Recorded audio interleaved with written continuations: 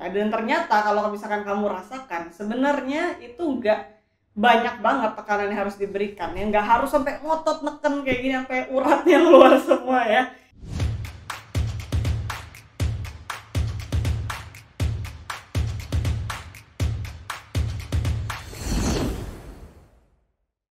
Hai teman-teman Nora, welcome back.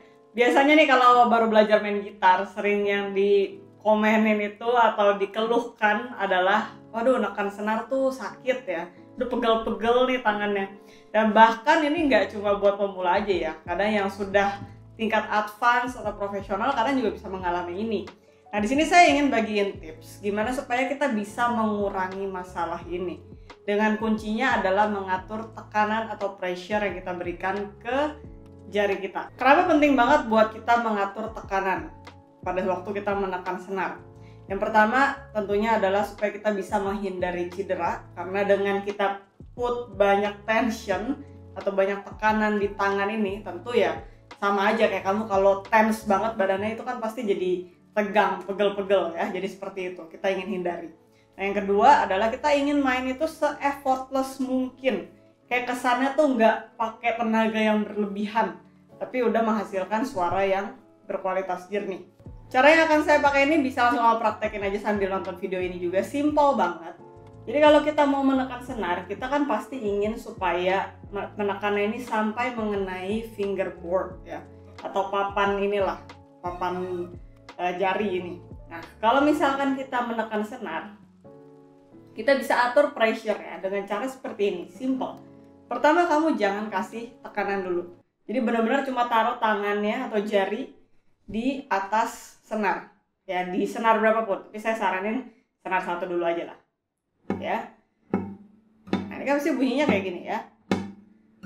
Jadi kemute, mendem. Karena ya kita nggak menekan. Nah sekarang kalau kamu kasih sedikit tekanan, sedikit lebih baik, ada suaranya sedikit. Kamu kasih tekanan lagi, sedikit lagi. Masih belum keluar nadanya. Kasih sedikit lagi. Nah ini udah mulai ada suaranya, tapi pecah. Karena kita tidak menekan dengan sempurna. Dan ini juga salah satu problem dimana kalau kamu mainin banyak note dan suaranya suka pecah. Nah ini mungkin ada masalah di pressure kamu juga. Nah kita sudah sampai di sini. Kasih tekanan sedikit lagi. Ini udah langsung jernih suaranya, clean. Nah sehingga dari sini kamu tahu sebenarnya seberapa banyak sih tekanan yang harus saya berikan sampai suara dari satu note itu bisa bersih. Nah, dan ternyata kalau misalkan kamu rasakan sebenarnya itu nggak banyak banget tekanan yang harus diberikan, ya nggak harus sampai ngotot neken kayak gini sampai uratnya keluar semua ya. Jadi benar-benar ini adalah cara yang efektif banget menurut saya, sehingga kamu bisa mengukur tekanan kamu sendiri ya. Diulang lagi dari sini, kasih dikit-dikit, pelan-pelan dulu aja mainnya sampai pecah, baru sempurna suaranya.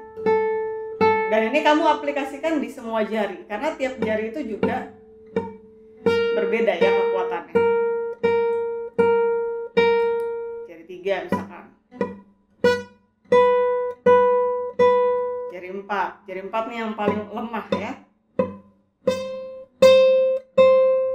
Oke.